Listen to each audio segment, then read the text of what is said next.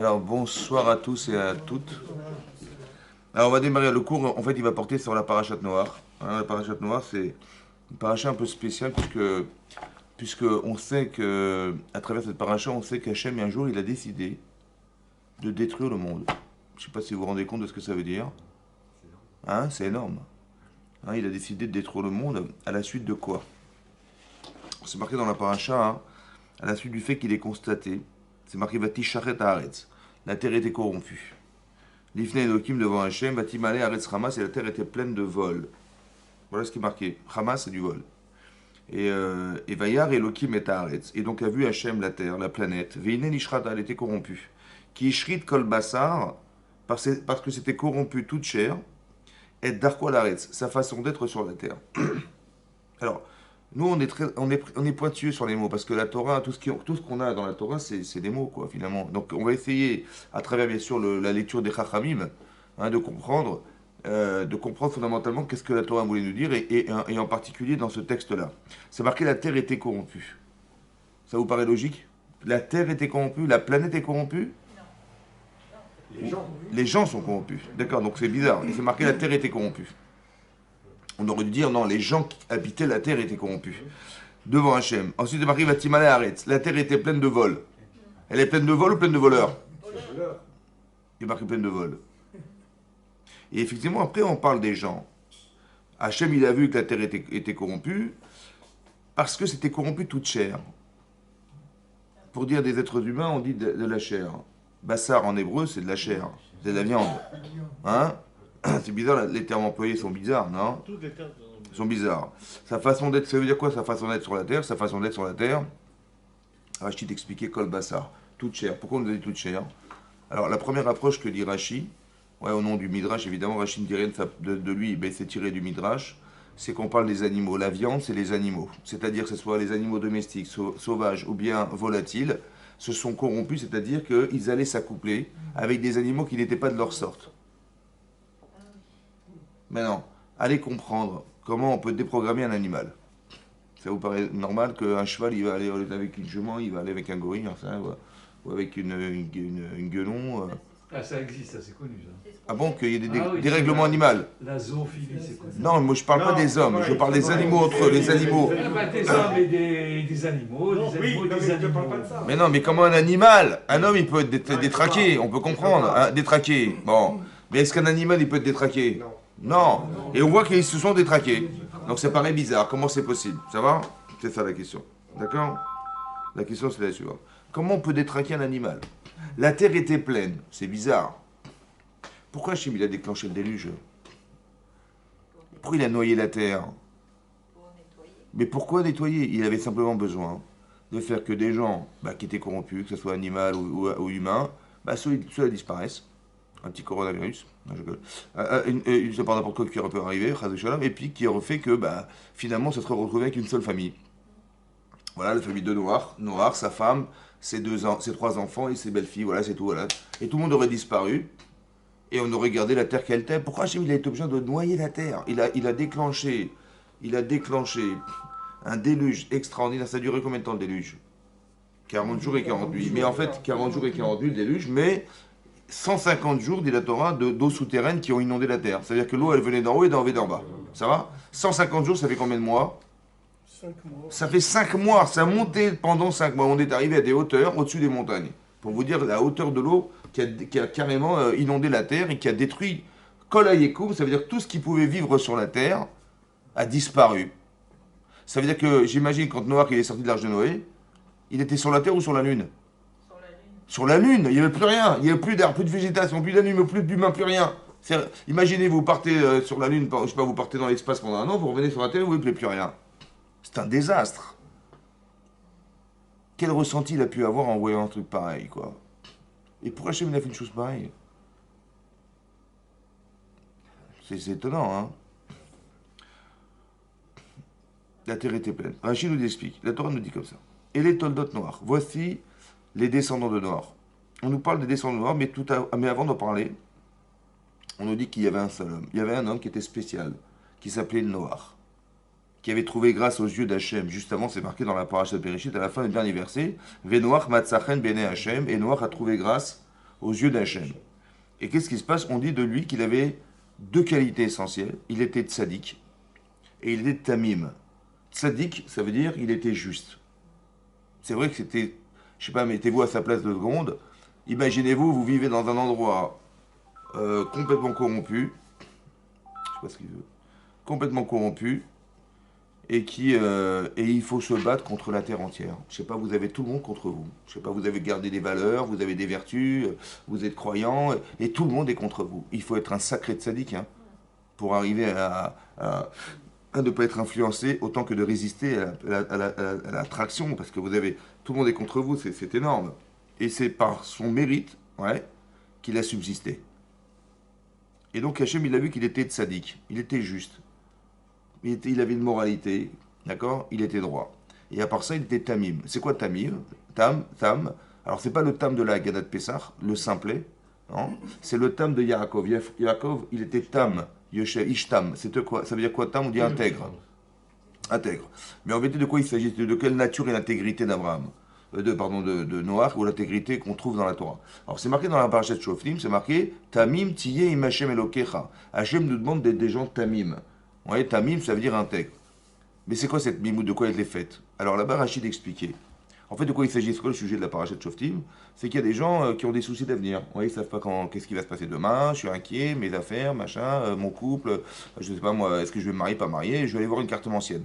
La Torah nous dit qu'on n'a pas le droit d'aller voir des médiums, des cartomanciennes, pour savoir l'avenir. Pourquoi? Pourquoi c'est grave? Parce que ça veut dire qu'on remet en cause Hachem. Alors, c'est ça, mais on remet en cause. Ça veut dire que il faut partir du principe, on va partir du principe que tout ce qui nous arrive, tout ce qui peut arriver dans la vie a été réfléchi. Par qui? On est croyant. C'est quoi croyant? Ça veut dire qu'on sait pertinemment que tout ce qui nous arrive a été réfléchi par Hachem. C'est comme ça qu'il faut penser sa vie. Ça va? Donc il m'arrive un truc, c'est Bin Hashem. C'est ni lui, ni l'autre, ni je sais pas quoi. C'est Hachem qui l'a décidé. Donc qu'est-ce que ça veut dire? Ça veut dire que je dois tout le temps réfléchir et me dire que tout ce qui m'arrive a un sens. Est-ce que vous pensez sincèrement que votre père il va vous faire un sale coup un jour? C'est possible ou pas? Non. Mais Hachem a fortiori que c'est pas possible. Parce qu'il y a un amour démentiel, sans limite. Quand vous dit dans la tfila, le Yetzer, qu'est-ce qu'on dit? Hachem, Oev, et Amo, Israël, Be'ahava. Ça veut dire quoi en français? Hachem, Oev, il aime, et Amo, Israël, son père, Be'ahava. Donc c'est marqué clair, c'est un mensonge ou c'est vrai? C'est vrai. Donc il faut réfléchir, Be'ahava. Maintenant, des fois je comprends pas ce qui m'arrive. Mais je suis sûr que c'est pour mon bien. Ça veut dire que je suis sûr que quoi? Ben je le vis mal. Mais en vérité, je devrais comprendre, non pas réfléchir à ce que je vis, mais qu'est-ce que je deviens par ce que j'ai vécu. C'est comme ça que ça se réfléchit. Et les gens, qu'est-ce qu'ils font en général? Ils disent, ouais, à cause de lui, à cause de l'autre, on t'a pas demandé, Hachem, il t'a pas créé cette situation pour que tu te moques des gens.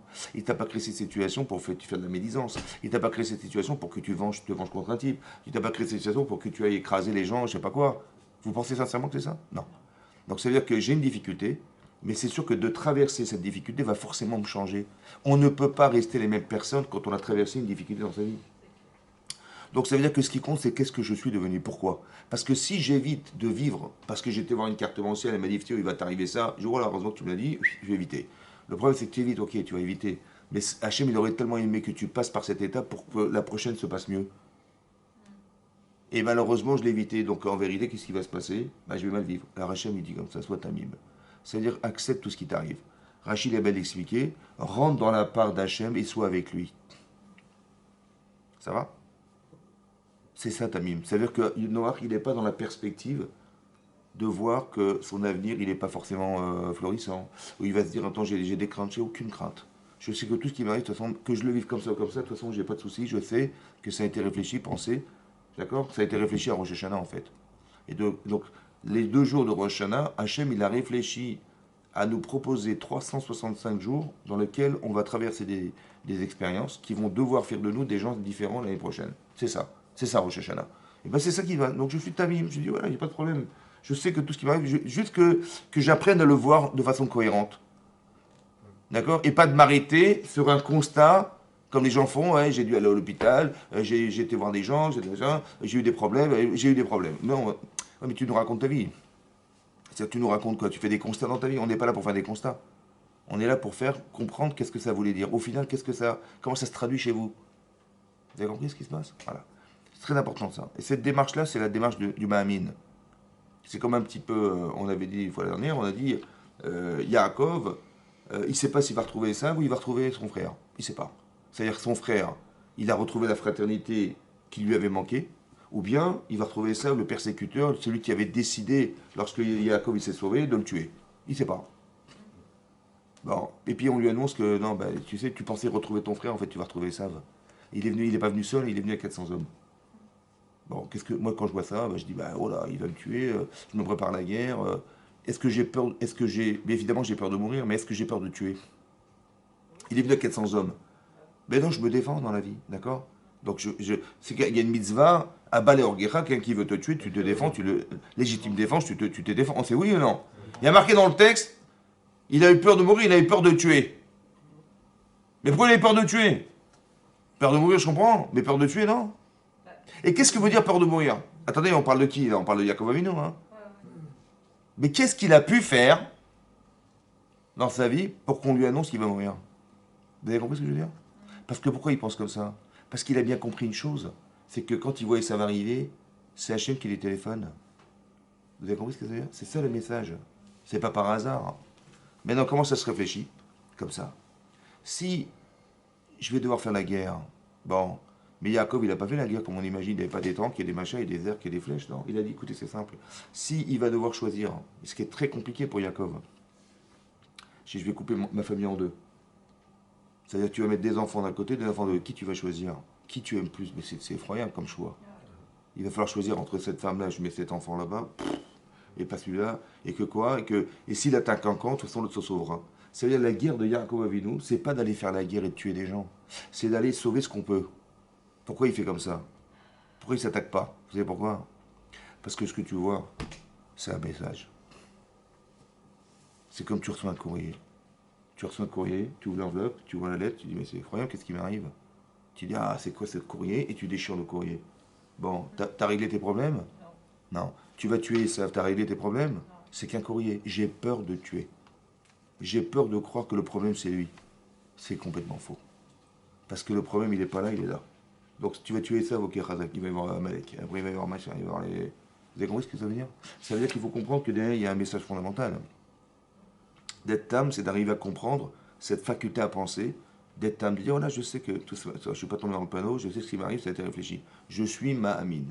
D'être croyant, c'est pas de venir à la synagogue et dire, je prie ma prière, et puis après je fais des choses contraires, je fais des choses comme si que Dieu n'était pas là. Non. En fait, il te suit en permanence. Ça qui est marqué. Et Elohim est à l'air noir. Avec Dieu, il se déplaçait noir. Pourquoi on rentre dans la soukla? À quoi ça sert? Ben parce que tu as fait tes chouvas qui pour Razak. Maintenant, est-ce que tu es d'accord de faire vivre Hachem dans ta maison? Ça veut dire que la souka, il y a le scar, tu rentres dans ta maison, tu t'installes, ta nouvelle maison c'est celle-là, voilà, c'est la souka. Maintenant, tu te lèves les yeux, tu vois le scar. Quand tu es chez toi, tu vois le toit. Par exemple, ta femme, elle te dit, quand tu rentres chez toi, tu dis à ta femme, regarde le plafond. Pourquoi? Parce que tu lui dis, comment pourrais-je vivre sans toi? D'accord? C'est ça le problème. Est-ce qu'on peut vivre sans elle? Est-ce qu'on peut voler sans elle? Non plus. Donc vous avez compris? Ça veut dire qu'on va avoir ce cas. Et en fait, qu'est-ce qu'on fait? On s'accompagne en permanence d'Akadosh Baruch Hu. C'est ça qu'on essaie de faire. C'est compliqué, ça, c'est dur, parce qu'on n'est pas habitué, on n'a pas été éduqué comme ça. Mais c'est comme ça qu'on devrait vivre, en fait. Accompagné d'Hachem en permanence. Il t'a l'air noir. Mais Rachi relève une chose. Il y a marqué que Noir, il accompagnait Hachem en permanence. À la différence d'Abraham, qui devançait Hachem. Il t'a l'air lefanav. Ça veut dire quoi d'aller au-devant d'Hachem et pas de suivre Hachem? C'est marqué qu'il était tamim, il était tzaddik. Bedorotav, dans sa génération. Pourquoi avoir précisé dans sa génération? Il était tzaddik. On sait ce que c'est, on a des critères de tzidkout. Qu'est-ce que ça veut dire être tzaddik? On sait ce que c'est qu'un tzaddik. Pourquoi dans sa génération? Il était tzaddik de toute façon. Dans sa génération, pour dire, Rachid amène deux explications. Une qui paraît normale, parce qu'on dit qu'il était tzaddik et il était tamim, ça veut dire qu'on nous dit des louanges de cet homme noir. Donc on continuera à nous dire des louanges de cet homme. Bédorotav, pour dire, tu te rends compte, le pauvre, il a vécu dans une génération de Rishaïm, de mécréants exceptionnels, et il a résisté à tout ça, il est quand même resté tzaddik à la kavod. Mais a fortiori s'il avait été à l'époque d'Avraham Avinu, où là, Avraham Avinu, il a ramené des gens à la Teshuvah, il a ramené des gens à la Torah, il aurait pu côtoyer d'autres personnes, il aurait pu évoluer encore plus encore.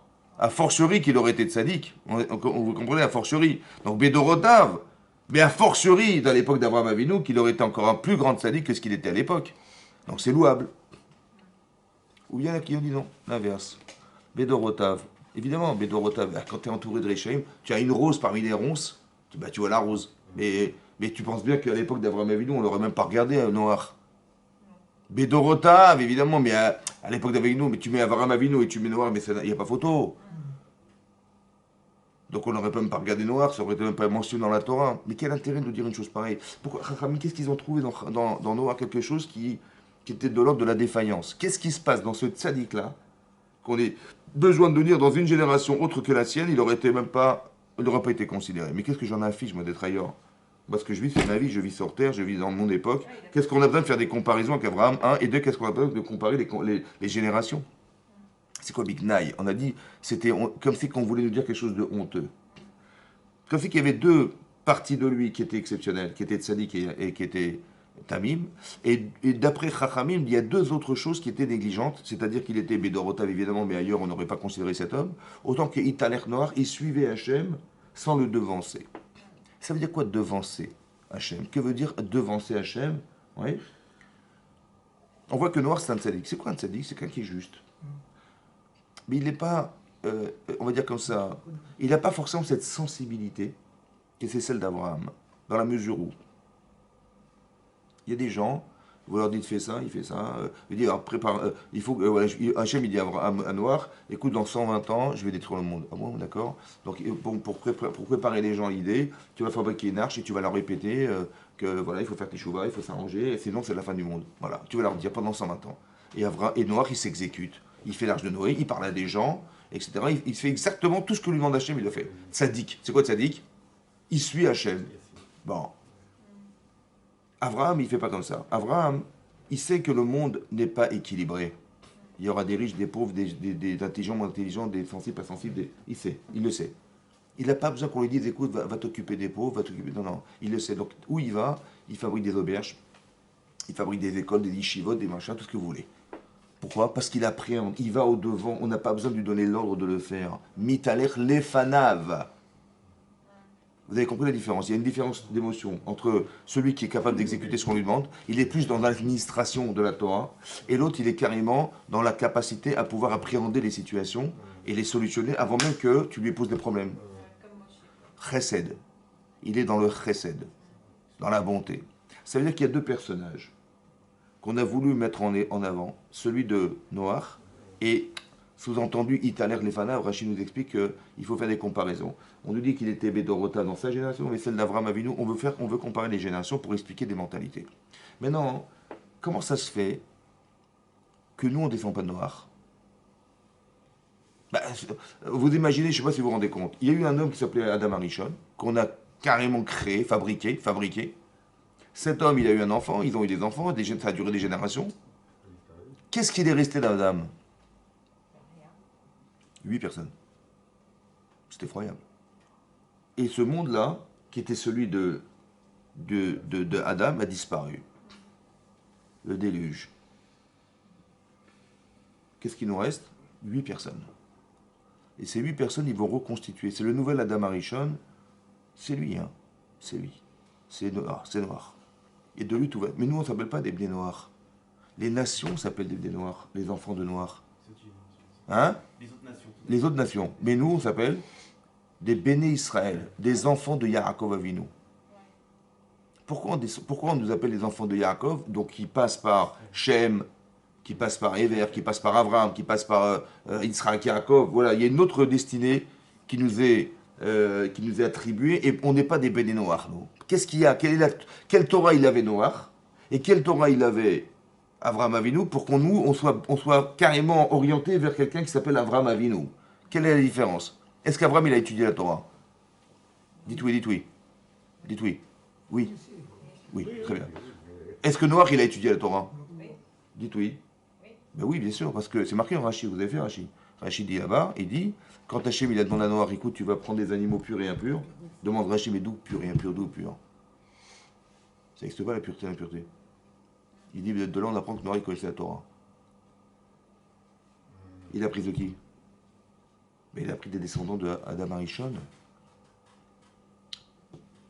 Shev et Ever, ils ont eu vers une yeshiva. Avram, il est parti à l'yeshiva à quel âge? Hein? Avram Avinu, il est parti d'Ilagma en Sanarine à 52 ans. Pourquoi 52? Parce que l'Agma explique là-bas qu'il y a eu 2000 ans de Tohu, Bohu, 2000 ans de Torah et 2000 ans de Mashiach. C'est comme ça que ça se divise. Ça veut dire la probabilité qu'on reçoive la Torah, la probabilité qu'elle soit donnée à la Torah, la probabilité qu'on puisse attendre le Mashiach, c'est 2000, 2000, 2000. Ça va? Maintenant, à quel âge il est né Avram Avinu? Quelle année hébraïque il est né Avram Avinu? En 1800? En 1948. Vous vous rappellerez de cette date ou pas? 1948, ça veut dire rien? Bon. Et bien lui, dans l'année hébraïque, il est né en 1948. Jusqu'en 2000, ça fait combien d'années? Ça fait 2000, ça fait 52 ans. Et la Gemara dit qu'il est rentré à la yeshiva à 52 ans lorsque la Torah elle pouvait s'apprendre. Et c'est marrant parce qu'il n'a pas étudié de la même manière que Noach. Il n'a pas enseigné de la même manière que Noach. Il a une façon de cultiver le rapport à la Torah qui n'est pas le même. Et vous allez comprendre pourquoi c'est pas la même chose.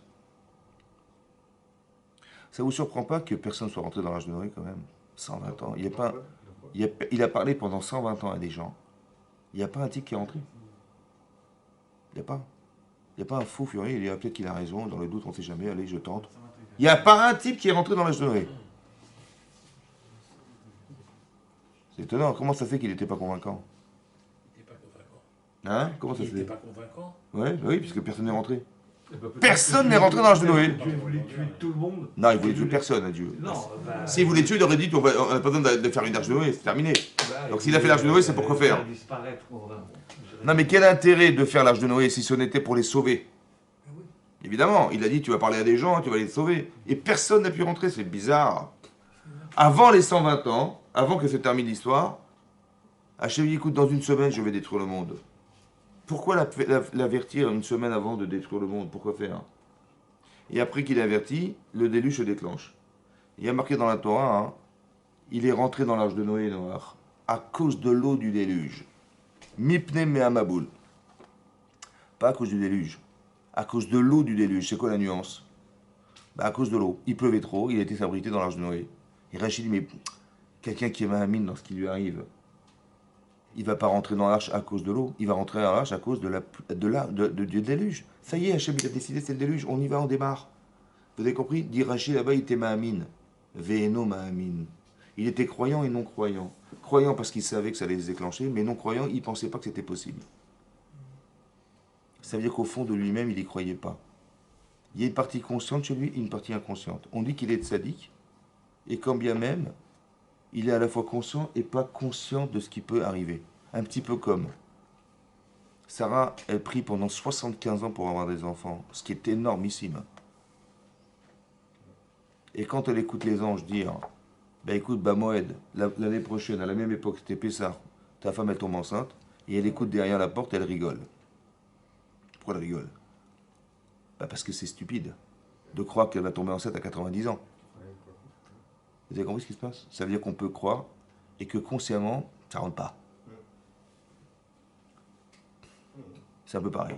Ça veut dire qu'il y a quelque chose, c'est-à-dire qu'il faudrait qu'on soit capable, ce que nous on appelle avoir du darat, c'est-à-dire pas seulement la connaissance, pas la nuance, parce qu'il y a la chorma. La chorma, c'est la connaissance. Le darat, c'est la capacité à pouvoir vivre ce que vous savez, c'est-à-dire d'être en réaction à ce que vous savez. Vous avez compris? J'espère avoir des enfants et quand on m'annonce ça, je dis super. Non, elle n'y croit pas. Ça veut dire qu'il y a un décalage entre l'information et la capacité d'absorber l'information. Elle en rigole. Ça veut dire qu'elle n'y croit pas. Vous comprenez ce que je veux dire? C'est pareil, lui. Il va parler pendant 120 ans de sa vie. Je ne sais pas si vous vous rendez compte de ce que ça veut dire. 120 ans, il va répéter aux gens, mais voilà ce qui va arriver, voilà ce qui va arriver. Et lui-même, il n'est pas conscient, il n'est pas croyant de cette vérité-là. C'est-à-dire qu'il y a un décalage entre ce que la personne peut raconter. C'est pour ça que c'est dangereux. Ça veut dire que Italer les Fanav, ça veut dire que Abraham Avinu, il a pris sur lui, il a cette, comment dire, il a cette émotion-là que n'a pas forcément Noir. Et c'est des émotions qui vont amener à ce que la personne va changer. Et après, vous allez comprendre la différence fondamentale qui existe entre ces deux hommes. Et pourquoi ça n'a pas fonctionné. Et qu'est-ce qui est à l'origine du déluge. C'est marqué Vatishachet Haaretz. La terre était corrompue. Chachamim d'expliquer. C'est quoi cette shrita-là? C'est quoi cette ashrata? Il explique là-bas, il explique que les ashrit, c'est avodazara. Les gens étaient devenus idolâtres. C'est-à-dire qu'ils se sont trouvés un nouveau Dieu, ils se sont passés du bon Dieu. 2, l'idolâtrie. 1, 2, 3. 2, l'adultère. L'adultère. Et ça, hein, ça amène à des catastrophes. L'adultère. Rashi ramène ici, je ne sais pas si vous avez vu Rashi. Rashi dit Ketz Kol Bassar. La limite de toute chair était arrivée devant moi. Rashi dit comme ça. Kol Makom. Dans tout endroit. Sheata Motseznut. Dans tout endroit où tu vas trouver de l'adultère, de la débauche. Ve'avodazara et de l'idolâtrie. Andramaliusia Ba'ala Olam. Des châtiments arrivent sur la terre. Ve'oreget Tovim Ve'raim. Et elle tue les bons et les mauvais. Pourquoi?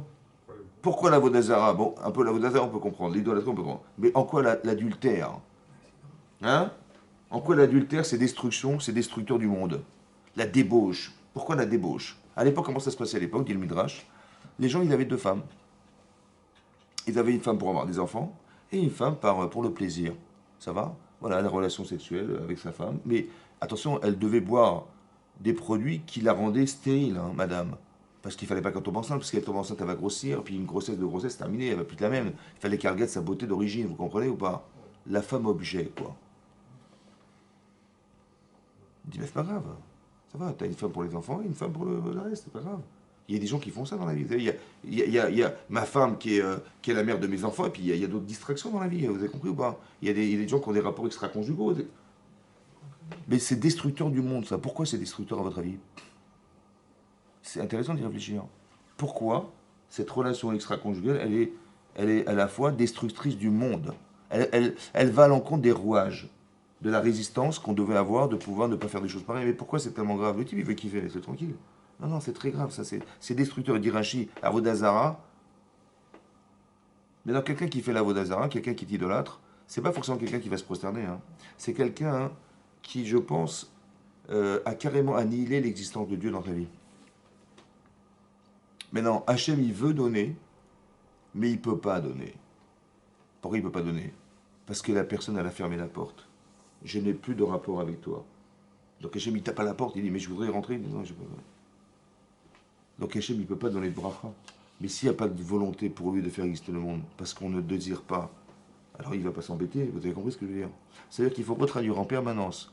Quand vous voyez des catastrophes naturelles, quand on voit dans la paracha de Noach, qu'Hachem il a dit, écoutez, j'aurais dû en fait détruire le monde, mais vous verrez dorénavant le Keshet, le fameux arc-en-ciel. Et là, vous vous rappellerez que... Mais pourquoi tu as besoin de mettre un arc-en-ciel pour qu'on se rappelle que tu aurais voulu détruire le monde? Et tu l'as pas fait? Et pourquoi tu l'as pas fait? Et pourquoi il faut se rappeler de l'arc-en-ciel? C'est quoi un arc-en-ciel? C'est quoi? Ben, c'est un arc avec des couleurs. Hein? Il y a 7 couleurs. 7. Mais pourquoi des couleurs? Peut-être, écoutez-moi bien, peut-être pour nous dire, arrêtez de réfléchir et de croire que le monde, il est noir et blanc. Apprends à mettre des nuances. Mets des couleurs. Personne ne se ressemble. Accepte la variété. Accepte la différence. Enrichis-toi de la différence à croire que non, non, non, lui je le tue, l'autre je le dépouille, l'autre je prends sa femme, le machin. En fait, on est carrément concentré sur soi-même au détriment de toutes les souffrances qu'on peut occasionner. Mettez-vous 5 secondes à la place de cette femme-là qui a été utilisée pour ses besoins personnels, monsieur. Elle n'aura jamais d'enfant, elle n'aura jamais de famille, elle n'aura jamais rien, cette dame. Ça va? Tu dis, mais moi, ce qui compte, vous avez compris, cette façon égoïste de vivre au détriment de la souffrance, de ce que ça occasionne derrière, on n'est même pas conscient de ça. La pauvre, elle, ça va? C'est aussi marqué que Yehuda, hein, il a eu combien d'enfants? Il a eu 3 enfants. Er, Onan, Véchéla. Er, Onan, Véchéla. Il est marqué que Er, il est mort. À la suite de quoi? Qu'il a épousé la femme, qu'il a épousé Tamar, qui était une descendante de Shem. C'est une sadéquette. Il est mort. Pourquoi il est mort? Ben, on ne sait pas. C'est pas marqué dans la Torah. Par contre, ce qu'on sait, c'est que son frère, après la mort de Er, il a épousé, Onan, il a épousé la femme, il devait épouser la femme de son frère. Pourquoi? Ben, pour donner une descendance à son frère. Et là-bas, dans la Torah, explicitement, c'est marqué. Mais il a dit à quoi ça sert que j'épouse cette femme si les enfants que je vais avoir ne sont pas les miens? Donc il allait avec elle, mais sans avoir des enfants. Vous avez compris ce qu'il faisait? Et il est mort aussi. Et la Barachi, il est mort. Et Onan, comme est mort, Er, ça veut dire que Er, en fait, il a fait la même chose. Pourquoi? Rachid dit pourquoi? Parce qu'il voulait que sa femme reste belle. Parce qu'une femme enceinte, c'est pas joli, vous comprenez? Et puis bon, et puis elle risque de se déformer. Vous avez compris la lecture qu'on peut avoir, mais c'est horrible. C'est ça, vous avez compris? C'est-à-dire que ce qui tue en fait, c'est ce qui tue et ce qui détruit le monde, c'est cette faculté à croire que les choses nous reviennent, sans être dans la sensibilité de ce qu'on engendre. Cette souffrance insupportable, elle sera jamais mère de sa vie. Elle sera jamais. Vous avez compris ce que je veux dire? C'est effroyable. Mais non, ça c'est la relation avec la femme. Mais la relation adultère, c'est autre chose. Je vous explique. La gravité de la relation adultère. Là-bas, c'est marqué dans Baba Yitzhak d'Afnun Tret. La Gemara dit là-bas, hein, il y a trois personnes qui descendent au Guéhenam, ils ne remontent pas, ceux-là. Ils descendent, ils ne remontent pas. Il y a marqué celui qui est malbim pnechavero barabim, celui qui fait honte à son prochain en public. Il lui fait la chouma, quoi. Ouais. Celui qui est mécané chem ravero, il est appelé avec un surnom, mais désastreux, ouais, qui est désobligeant pour celui qui l'écoute. Et celui qui va avec une femme mariée. L'Agma dit là-bas, hein, l'Agma dit, mais celui qui se moque en donnant un surnom à la personne et celui qui fait honte, c'est pareil. L'Agma dit non, celui qui a fait honte, il a fait honte, donc il a vraiment rougi, et ça l'a beaucoup touché. Par contre, celui qu'on a traité d'imbécile, ou de je sais pas quoi, d'ignorant, je ne sais pas qu'on se moque de lui, ouais, en fait, lui, il est tellement habitué à ce qu'on appelle comme ça, il a accepté, lui. C'est l'abruti du village, quoi. Ouais. Par contre, celui qui lui dit, il le fait exprès pour le casser. Pourquoi c'est grave, ces deux-là en particulier? Pourquoi Tamar, lorsqu'elle a su qu'elle allait finalement être exécutée parce qu'elle avait une relation alors qu'elle n'était pas mariée, elle était enceinte, et qu'on avait décidé au Beddin, au tribunal il y avait le tribunal, il y avait Yaakov Avinu, il y avait Yitzhak Avinu, et il y avait Yehuda, qui était chef des tribunaux. Ils ont décidé, comme elle descendait de Shem, qui était Cohen et Yon, qu'elle était condamnée en tant que fille de Cohen. Et donc elle était condamnée. Vous savez ce qu'elle a fait? Elle a dit, écoutez, Akarna, je t'en prie, reconnais les signes. Voilà le bâton, la bague et les tzitzit. Si tu reconnais, tant mieux, sinon je préfère mourir. Je préfère mourir, ça veut dire quoi? Je préfère mourir que de te faire honte. C'est-à-dire qu'on apprend qu'il était préférable qu'elle se jette dans la fournaise ardente que de faire honte à la personne. Pourquoi c'est tellement grave de faire honte aux gens? Pourquoi la partie morale, elle a tellement d'importance dans la Torah? Et pourquoi c'est en particulier ces fautes-là qui sont gravissimes? Alors le Maharal de Prague, il explique là-bas, dans la Mishnah, là-bas, dans une Sigmara, dans Baba Yitzhak, il dit pourquoi? Parce qu'il y a deux choses. Il y a l'aspect physique et l'aspect mental et spirituel. Vous avez un corps et vous avez une neshama derrière. Ça va? Maintenant, toucher le corps, ça se répare. Quand on casse la figure à quelqu'un, on lui casse le bras, ça se répare. Mais par contre, quand on détruit psychiquement la personne, c'est très grave. Pourquoi? Parce que derrière le psychique, il y a une conscience. Et derrière la conscience, si on détruit la conscience de la personne, ouais, alors on détruit un projet divin. Parce que si quelqu'un il est brisé intérieurement, c'est très très compliqué de le ramener à la raison et de le ramener à la faculté de ne pas tout le temps vivre ce fameux traumatisme. Comme là on a vu, vous avez entendu à la radio les scandales qu'il y a dans un truc. Mais imaginez-vous, plus de 200 000 enfants qui ont été violés. Mais quelle vie ils vont avoir ces enfants-là? Et quelle perspective de vie ils vont savoir par qui ils ont été violés, vous vous rendez compte? C'est effroyable. Hein. Combien de gens, des sportifs qui ont été violés par des entraîneurs, par des machins, et ils ont gardé le silence, mais ils n'ont plus de vie ces gens-là. Ça va? Pourquoi ils n'ont pas dit, mais vis ta vie, ça va, il est fou, l'autre il est fou, vis ta vie. Non, j'ai vécu. Ils ont tellement des impressions d'avoir été abusés, d'avoir été. C'est très dur pour ces gens-là de vivre ça. Mais c'est psychologique en fait. Et dès qu'on trouve ce psychique, voilà, c'est sans limite. Vous avez compris? C'est pour ça que dans la Torah c'est marqué celui qui frappe ses parents, il est condamné à mort. Et celui qui maudit ses parents, il est condamné à mort. Mais la condamnation à mort de frapper, elle est moins grave dans l'exécution que de les maudire. Pourquoi? Parce que frapper, ça s'oublie. Maudire, ça s'oublie pas. C'est-à-dire qu'il y a une hiérarchie à conserver. Quelqu'un qui va maudire ses parents, il va les rabaisser psychologiquement à rien du tout. Et ça, ce rapport psychologique qui est très profond, il est destructeur de conscience. D'accord? Et donc la personne, elle ne peut plus vivre.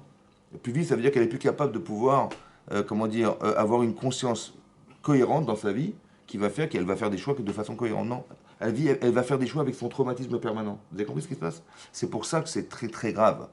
Pour ça que le Maharal, il explique qu'il y a une différence fondamentale entre une avéra qui est spirituelle et une avéra qui est physique. Si quelqu'un ne mange pas cachère, ça va s'arranger. Mais quelqu'un qui renie à Dieu, le type qui se moque des autres, ouais, qui détruit la personne, c'est grave. Maintenant, il pose la question, il dit, mais l'adultère, c'est bizarre parce qu'on a cité en troisième mot, en troisième circonstance, l'adultère. Quelqu'un qui a un acte d'adultère avec une femme mariée, c'est gravissime. Ouais, il rentre, il descend, il ne ment pas pourquoi. Mais c'est un problème de séduction, c'est un problème de séduction, c'est pas un problème de... On a l'impression que c'est physique, c'est pas spirituel. Alors il explique comme ça, il dit comme ça. Parce que oui, il faut savoir qu'il y a une Gemara dans Nida. Il y a une autre Gemara aussi dans Sota d'Avbet, là-bas, au début de Sota. C'est marqué là-bas que Hachem, il est mes avec Zébougim. C'est un Kadosh Baruch Hu qui associe les couples. Ça va?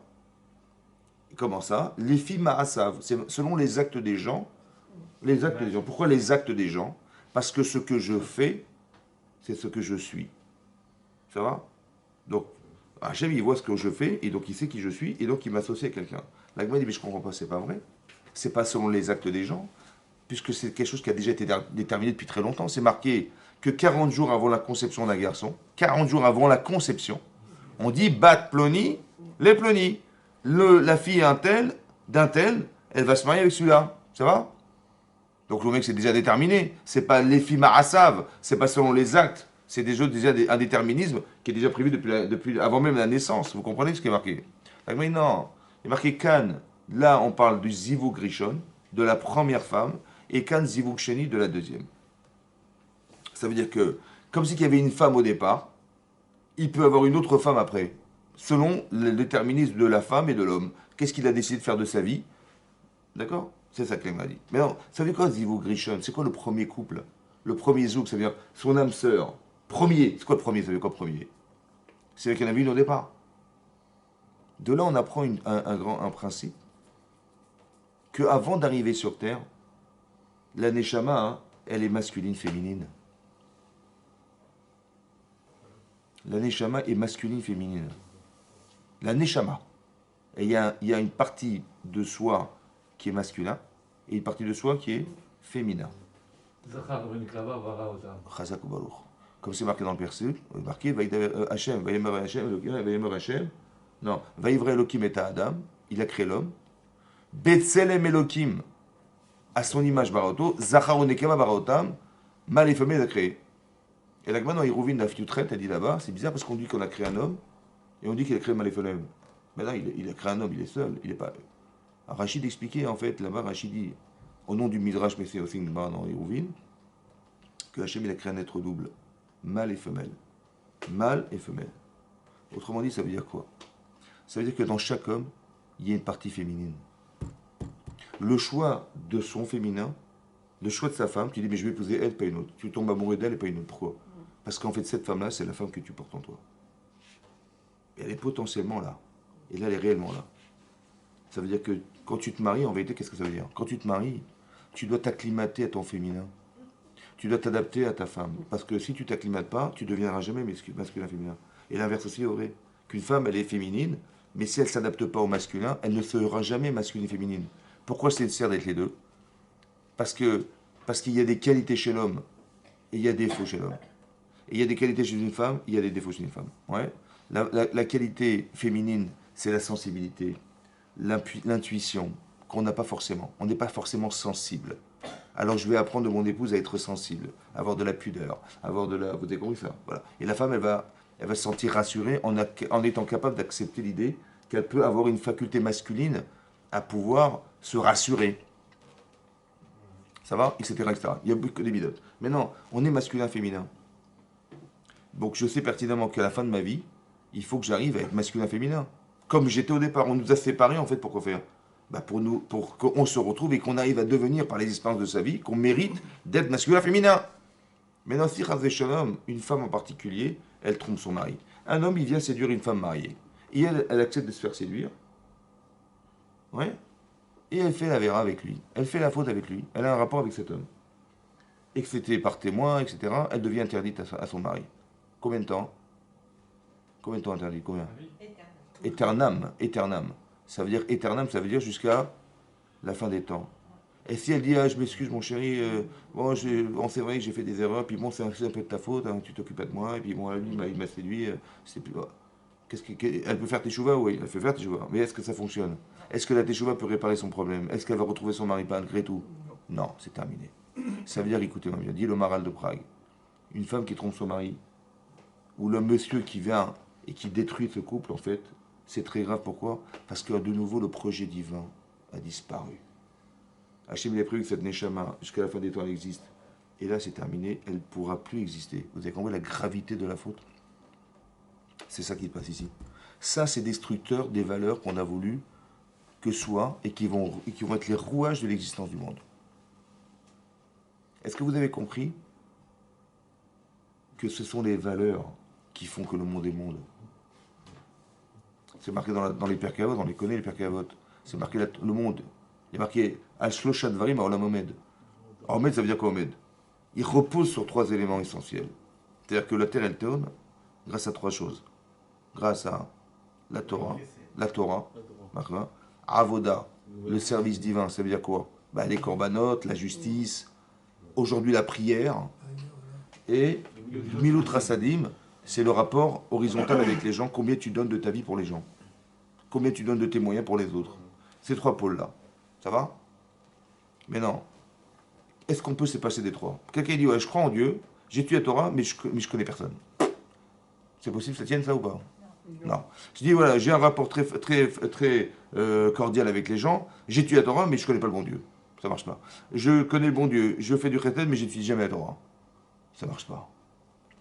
Il faut les 3. Avodazara, Gilo Yarayot, Shfichut Damim. Ça vous rappelle rien, ça? Avodazara, Gilo Yarayot, Avodazara, je me suis choisi mon Dieu, c'est pas lui, c'est l'autre. C'est la Avoda. Gilo Yarayot, les rapports interdits, c'est la Torah. Parce que je me permets de désacraliser le rapport à l'autre. Et Milut Rasadim, c'est le vol. Shfichut Damim, le crime. Vous avez compris ou pas?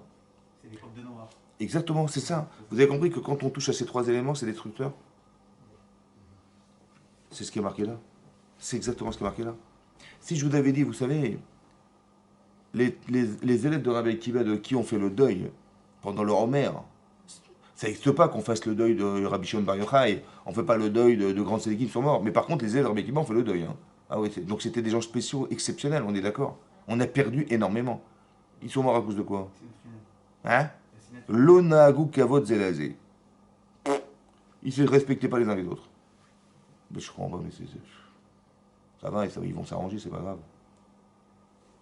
Vous avez compris, ça veut dire? Pourquoi c'est tellement grave de séparer des gens? L'onagu kavod, c'est-à-dire qu'il n'y a pas de respect mutuel. C'est destructeur du monde, ça. Pourquoi? Quand Rabbi Akiva il a dit Zeklagadol Batora, il y a un klal, une règle dans la Torah. Il faut aimer son prochain comme soi-même. Mais quoi, c'est une règle dans la Torah, ça? Ça, c'est une règle sociale. Non, c'est la règle de la Torah, ça. Mais en quoi c'est la règle de la Torah? En quoi de respecter de respecter les... Comment? C'est le Icar de la Torah. Mais pourquoi? Mais non, mais qu'est-ce que ça va voir avec la Shemitah, avec le Sharatnez, rien à voir. C'est essentiel, là. Non, pourquoi? Pourquoi le relationnel à l'autre, il est essentiel? C'est la règle de la Torah, ça. C'est la règle de la Torah, ça. Et on voit que quand on brise ce principe, catastrophe. Voilà, c'est la fin, ça ne marche pas. Il faut que vous sachiez retraduire à chaque fois qu'il se passe quelque chose dans la vie, qu'il y a quelque chose d'immoral qui s'est passé forcément. Ça va? C'est comme c'est marqué, le Beth Amikdash a été détruit à cause de quoi? Le premier Beth Amikdash, c'est le deuxième. Le deuxième Beth Amikdash, Sinatrinam. Parce qu'on ne se supporte pas. Alors Titus, il a attaqué le temple et il a détruit le temple. Mais qu'est-ce que ça a à voir avec le fait qu'on ne se supporte pas? Qu'est-ce que ça a à voir? Pourquoi c'est spirituel?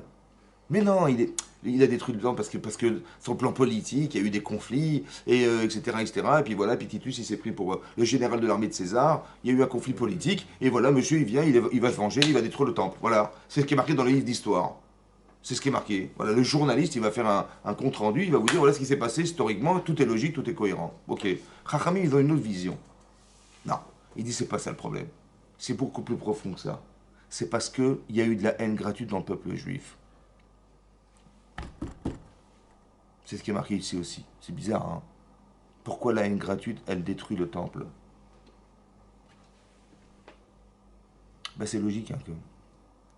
Parce que si on ne se supporte pas, est-ce qu'il y a le peuple juif? Est-ce qu'il y a l'union? Non. Et s'il n'y a pas de peuple juif, Dieu, il est Dieu de quoi? Et Dieu de quoi? De rien. Et si Dieu de rien, quoi il s'en fait Amikdash? Ben, c'est pour ça qu'il est détruit. Vous avez compris, là? Ça veut dire qu'il faut qu'on soit capable de partager. Il faut être unis. C'est ça, c'est extraordinaire. Hein. Vous avez compris que c'est la morale qui nous tue. Hein. C'est ça que ça veut dire. Ça veut dire que s'il n'y a pas de moralité, là c'est de l'immoralité. C'est immoral ce qui se passe. La terre était corrompue. Pourquoi on dit que la terre est corrompue et pas que les gens étaient corrompus? Alors ici, il y a marqué un autre principe. Encore un autre principe de base qu'il faut savoir. Le Rav Eliaou Liopian, il a expliqué comme ça, pour comprendre ce qui est marqué dans la Torah ici. Il dit, il se rappelle quand il était jeune, ouais, il vivait, je sais pas où, en Pologne, ou en Lituanie, ou en Russie, je sais pas où il habitait. Il a dit, moi je me souviens qu'il y avait un hôpital où il y avait un problème. Il dit, pourquoi? Parce que les gens, ils rentraient avec une maladie, ils en ressortaient avec une autre. Et on ne comprenait pas ce qui se passait. Bon, alors ils ont fait des enquêtes, et puis ils se sont rendus compte que c'est vrai que ce bâtiment-là, qui était l'hôpital à l'époque, il était vraiment vieux. C'était un vieux bâtiment qui avait plus de 100 ans. Et ils se sont dit, mais ils ont fait des enquêtes, ils ont compris qu'il y a eu tellement de maladies et tellement de malades qui sont rentrés, sortis de ce bâtiment là-bas, l'hôpital, que les microbes, ils se sont incrustés carrément dans les murs. Et donc c'est pour ça que les gens rentraient, et ils ressortaient avec une autre maladie. Parce qu'elle était là, la maladie. Qu'est-ce qu'ils ont décidé? Ils ont dit, ben, malheureusement, on n'a rien à faire. Il faut raser le bâtiment. Si déjà des microbes, ils s'incrustent dans les murs, alors des avérotes spirituelles. Écoutez-moi bien. C'est marqué dans le Nefesh HaChaim. À chaque fois que vous faites une mitzvah, vous créez un ange. Une influence positive. À chaque fois qu'on fait une avéra, une faute, on crée un ange négatif. Ça veut dire quoi négatif? On crée quelque chose. Par exemple, c'est marqué dans le Zohar, c'est marqué là-bas, que quand Avraham il a voulu faire la Akedat Yitzhak, le sacrifice d'Yitzhak, il a failli faire la Akedah, il y a un ange qui lui a dit stop. Ouais, Al tishlach yelecha lanar. Ne mets pas ta main sur l'enfant, Al taslo bima, ne fais quoi que ce soit. D'où il sort cet ange? Demande le Zohar. D'où il sort cet ange? Il dit il sort de la mitzvah qu'il a faite Avraham. Quand vous faites une mitzvah, il y a un ange. Cet ange, en vérité, il va vous défendre. Et la Vera, elle crée un ange qui nous accuse. D'accord? C'est marqué dans le Ban Brachot que quelqu'un qui décède, il y a des anges qui le précèdent. C'est quoi les anges? Ben, c'est tout ce qu'il a fait de sa vie. Ce sont des anges. En fait, pourquoi? Exactement. Parce que vous avez une neshama, vous avez un corps. Et tout ce que vous faites, en fait, se dégage de vous quelque chose de spirituel. D'accord? Mais qui peut être transformé en bien ou en mal. Mais non, la terre était corrompue, ça veut dire quoi? Il y a eu tellement d'avérotes. Tellement, qu'est-ce? On est arrivé à un seuil. La terre était pleine. C'est pas... Bien sûr qu'il y avait des fauteurs, bien évidemment. Mais on est arrivé à un seuil. C'était plein d'avéras. Ça veut dire quoi? Qu'est-ce que ça change? Ça veut dire quoi? Ça veut dire que quand tu sors dans la rue, tu as envie de faire une avéra. Il y a dans l'atmosphère, tu as envie d'aller de faire adultère, tu as envie de machin. C'est pas, ça vient pas de toi, hein, ça vient du... C'est la avéra. Comme vous voyez aujourd'hui, il y a de plus en plus d'homosexuels. Pourquoi? C'est beau. Plus qu'avant. Ouais. Je dis, bah oui, mais avant, on savait pas, on savait... Non, il y a plus de... Il y a un courant. Pourquoi? Parce que ça devient acceptable. On va paxer les gens, on va machin. Ça devient... Et pourquoi pas? Mais d'où c'est passé qu'au départ, on pensait que c'était grave, et maintenant, ça devient pourquoi pas? C'est la banalisation. Mais comment ça se fait qu'intellectuellement, on banalise? Parce que l'atmosphère, la force de faire la force de la vera, ça crée un rouar. La terre était pleine de vols. Vatimale à Aretz Ramas. Vatishachet à Aretz. La terre était corrompue. Mais c'est pas la terre, c'est les hommes. Non, la terre. dans l'atmosphère. Vous avez compris pourquoi Hachem il a fait le déluge? Vous savez pourquoi? Parce que si Hachem il avait laissé ces gens mourir et les autres avaient survécu, ceux qui ont survécu, ils seraient tombés dans le panneau aussi, à cause de l'influence qui était présente. Ça veut dire qu'il faut faire attention à ces fréquentations. Il faut faire attention où tu habites. Parce que tu es un tzaddik, mais là où tu sors, il y a une telle ambiance négative que tu peux être sous influence. C'est peut-être ça l'explication de Rachi. Que quand il y a de l'adultère, même les bons, ils partent. Parce qu'ils sont sous influence. Et ils peuvent flancher à cause des autres. Vous avez compris pas? Oh, il est rachat, oh, il est shréno. Malheur au rachat, malheur à son voisin. Pourquoi son voisin? Parce que le type, il habite à côté. Il habite à côté de Korach, Réhouven. Donc il dit, mais oui, il a raison, évidemment, il tombe sous l'influence, il se fait avoir. Vous avez compris? Parce que quelque part, on crée quelque chose quand on fait des mitzvot. Et on crée l'inverse aussi quand on fait des méras. Et on est dans une atmosphère dans laquelle vous imaginez la capacité de résistance qu'il a dû avoir, Noach, pour ne pas fauter alors qu'il était ça, tzaddik. C'était dur, waouh, comment c'était dur. Non seulement il doit se battre contre sa tendance personnelle, mais en plus il doit se battre contre l'influence qu'on a créée autour de soi. Il faut choisir ses amis, il faut choisir son environnement, il faut choisir parce que Batimale Haaretz, la terre était pleine. Ça veut dire qu'il y avait quelque chose qui était de l'ordre de l'atmosphère dans laquelle on vit, qui nous pousse à pouvoir agir. C'est pas forcément volontaire, c'est parce qu'on est aspiré vers ce genre de situation, parce que malheureusement c'est ambiant. Hachem est obligé de détruire ça. Il a noyé la terre. Si vous aviez pris la photo, vous auriez vu la terre était pleine d'eau. Comme Tsunami, non? Chouvi à tsunami. Chouvi menechezebach. Comme Bereshit bar Elokim d'Hashem et V'Haaretz. V'Haaretz et Tatou Vavou. V'Choshech al pene Teom. V'Ruach Elokim merachefet al pene Amaim. Il y avait la terre ou pas? Elle était visible ou pas? Mais c'est la même photo. La terre était inondée d'eau. La même photo. Comme si qu'on était retourné à la création du monde. Que tout ce qui devait vivre a dû disparaître. Quand une femme elle va au mikvé, s'il y a un petit cheveu qui dépasse, c'est cachère ou pas? Pourquoi? Parce qu'elle ne s'est pas immergée complètement. Tout n'a pas disparu. On n'est pas aquatique, je vous rassure. Mais il ne faut pas que cette femme elle vive avec l'expérience qu'elle avait d'hier. Il faut qu'elle vive et elle devienne une autre femme. Cette femme disparaît. Elle remonte, elle se lève, elle sort du mikvé. Comme si on avait éliminé la première pour faire vivre la deuxième. La tahara de l'eau, c'est quoi? C'est d'immerger la personne et que cette personne disparaisse dans l'eau et qu'on ne peut pas survivre dans l'eau. Et elle ressort vivante et elle devient une autre femme. Ça va? C'est pareil. On a inondé la terre, on a éliminé toute forme d'influence. Vous avez compris? C'est ça. Et c'est ça. Et il restait, même les arbres, il fallait qu'ils disparaissent. Même, je sais pas moi, la végétation, tout ça, les animaux, tout devait disparaître. Parce que il y a quelque chose qui se dégage d'une influence négative. Il fallait que ça disparaisse. C'est effroyable. Mais c'est comme ça qu'Hachem il avait pensé faire. Parce que c'était plus tenable. Le monde avait tellement été corrompu que c'est ça qui se passe. C'est ça. Si on devait faire un petit parallèle. Aujourd'hui, on vit une situation, quand on y réfléchit, qui est exceptionnelle, quoi. Vous avez des maladies qui se baladent. Le corona, il ne touche pas seulement une région du monde. Pourquoi? C'est incroyable. On nous parle de pollution. On nous parle de, je sais pas moi, de perte de la flore, de la faune. Hein, on nous dit, vous savez, le réchauffement climatique. Hein, c'est ça. Bon, qui est dû à la pollution. Et il y a un nuage qui, détruit la couche d'ozone, qui filtre la chaleur du soleil. Donc détruire, ça veut dire que la chaleur est plus intense. Et le nuage, il enferme la chaleur à l'intérieur de la Terre. Et donc ça provoque des ouragans. Parce que c'est quoi un ouragan? C'est le chaud et le froid qui se rencontrent et qui créent des vents. C'est ça, n'est-ce pas? Donc vous avez d'un côté les pôles qui fondent, la froid qui est, et qui rencontrent les chaleurs du désert, ça fait des ouragans extraordinaires.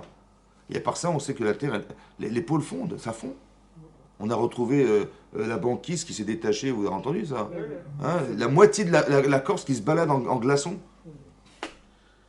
Et on nous dit dans 20 ans, Miami sera inondé, c'est-à-dire que ça fond et on est en train de s'autodétruire. C'est vrai ou pas? À cause de quoi? À cause de quoi? La pollution. D'accord. Maintenant on nous dit, vous savez, on nous a raconté, il n'y a pas longtemps, hein, que le fait qu'il y ait un réchauffement climatique, ça pose problème. Parce que ça réchauffe la planète. C'est vrai, c'est ça, oui. Combien de degrés? 2 degrés. 2 degrés. Et 2 degrés, c'est catastrophique. 2 degrés, c'est pas grand-chose, hein, mais c'est catastrophique. Bon. À cause de quoi les 2 degrés? À cause de l'effet de serre. Et l'effet de serre à cause de la pollution. Et la pollution à cause de qui? C'est-à-dire que si tu enlèves la pollution, on est au bon degré. C'est vrai, c'est extraordinaire. La bonne température. 2 degrés, c'est pas grand-chose. Hein. Mais on est exactement à la bonne température sans l'effet de serre et sans la pollution et sans l'homme. C'est-à-dire que s'il n'y avait pas de pollution sur la Terre, on est à la bonne température. D'où vient la chaleur? Par quoi on est réchauffé? Hein? Par le soleil. Le soleil est à combien de kilomètres de la Terre? 150 millions de kilomètres. 150 millions. Vous voyez le boule du soleil que vous voyez là? 150 millions de kilomètres. 150 millions de kilomètres. Il fait combien de fois la Terre, le soleil? Il fait 110 fois la Terre. S'il faisait 105 fois, il ferait trop froid. S'il faisait 120 fois, on aurait les 2 degrés en trop. Bon. S'il était à 140 millions, on aurait brûlé. Et s'il était à 160, on serait congelé. Bon. C'est qui l'a mis là? On a de la chance, hein. Franchement, on a de la chance. Un scientifique qui voit ça, qu'est-ce qu'il te dit? Bah, tu peux dire l'être humain, il a évolué, d'accord. On était des singes, on est devenus des hommes, ok. Mais le soleil, il est là, qu'est-ce qu'il a foutu là? Le hasard. Le hasard. Maintenant, il y a les marées hautes et les marées basses. Comment ça fait qu'on n'est pas envahi par la mer? C'est comme ça. Ben, c'est la Lune. L'Agma, elle dit que l'attraction de la Lune, elle tourne la Lune sur elle-même. Oui? Elle met combien de jours pour faire le tour de la Terre? Elle fait exactement 29 jours et 6 heures. 29 jours et 6 heures. Et elle tourne sur elle-même. L'attraction lunaire, elle attire le dos vers elle. Elle a combien de kilomètres de la Terre? 387 000 kilomètres de la Terre. Et l'attraction lunaire, elle attire les eaux. C'est pour ça qu'on n'est pas inondé. C'est pour ça qu'une femme, elle est nida tous les mois. Parce que l'attraction de l'eau. Les femmes, elles accouchent à la pleine lune. Donc, quel rapport? Mais c'est ça qui est marqué. Comme ça, disent les Rishonim. Mais vous imaginez que la Terre, la Lune, elle tourne sur elle-même, elle attire les eaux vers elle. Et c'est pour ça qu'on n'est pas inondé. Hein. Ouais, c'est des lois physiques. C'est la loi de la gravité, ça. Mais c'est normal ou pas? Ah, bah c'est l'univers entier qui est comme ça. C'est normal ou pas? Est-ce que ça a été réfléchi ou pas? Ah, c'est sûr que ça dépasse les compétences, ça. Ben réfléchissez 2 minutes. Si le soleil était à 160 millions, on serait congelé. Mais qui c'est qui l'a mis là? Et à 2 degrés près, hein? Attention, hein? C'est-à-dire qu'on est exactement à la température qu'il faut sur la Terre. Mais quand vous faites un steak à la maison, vous faites un steak, prenez une poêle, mettez de l'huile, mettez sur le feu. Si vous mettez trop faible, le feu, il ne cuit pas. Si vous mettez trop fort, il crame. Vous avez réfléchi avant de mettre pour choisir la hauteur de la flamme? Vous avez réfléchi pour mettre la hauteur de la flamme? Bien sûr. Ben oui, parce que si vous mettez trop bas, et si vous mettez trop fort, ça crame, ça brûle. Donc il faut faire réfléchir. Bon, et là, ça a été réfléchi ou ça n'a pas été réfléchi? Donc si ça a été réfléchi, c'est un penseur?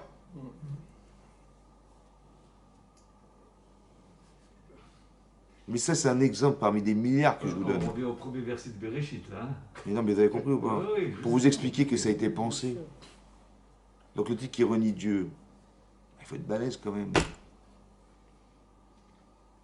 Hachem, il s'est révélé. Il y a un monsieur qui nous a dit, voilà, je vais vous dire la Bible, je sais pas quoi. Il y a un homme qui est venu comme ça, qui nous a dit ça, où il y a 3 millions de personnes qui ont été témoins du Har Sinaï. 3 millions qui étaient présents dans le monde du Har Sinaï. Et tout le monde a terre entendu.